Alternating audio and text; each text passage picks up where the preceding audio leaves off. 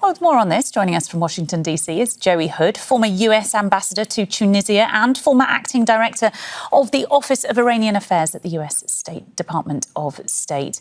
Joey, in the last hour or so, we've had a statement from Iran following Trump's economic D-Day announcement we were just talking about. Iran saying it will target interests of countries who help the US with what it describes as this economic warfare. How seriously do you think the US's allies will be taking this threat?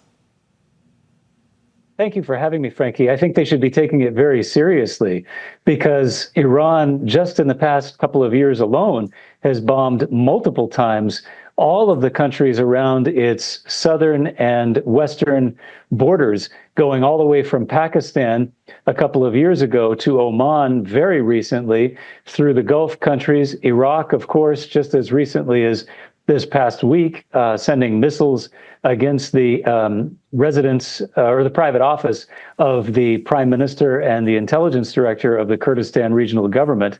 And the list goes on. Jordan and Syria, of course, with Hezbollah and Lebanon, they've put a lot of pressure on that country over the decades.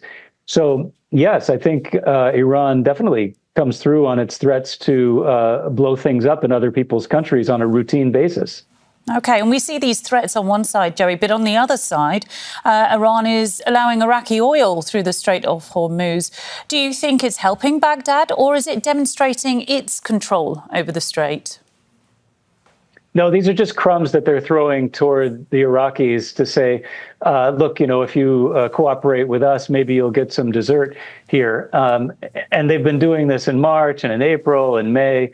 There are occasionally these announcements that Iran will allow a few ships to go through without firing drones at them.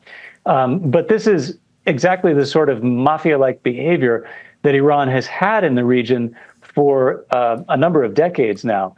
And in Iraq, over the past couple of decades, they've trained and equipped and funded militias in the country so that there are thousands and thousands of fighters who can threaten the government and routinely do if the government tries to do anything that Iran doesn't agree with. Now, Iraq says that as of September 30th, these militias are going to have to disarm. And I suspect that's exactly what Speaker Ghalibaf was in Baghdad to talk about, along with the Quds Force director, Ismail Ghani. I just want to return back to the Strait. While we've got Iran allowing Iraqi oil to pass through the Strait, the US says it's escorting ships through the southern corridor, effectively without either side saying it. Is the Strait open? Well, the Strait's not totally free of threats, that's for sure, but it's also not closed.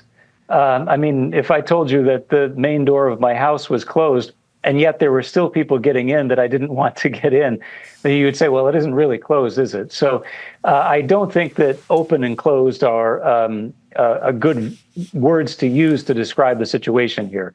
Obviously, some ships are getting through, they're taking the risk, but some are paying for that risk as well. So you have the UAE that has doubled the size of its ADNOC fleet and is running through the Iranian threats. And so, according to Bloomberg, they've been able to export as much oil out recently as they did before the war. And you have other countries taking other measures as well where they can.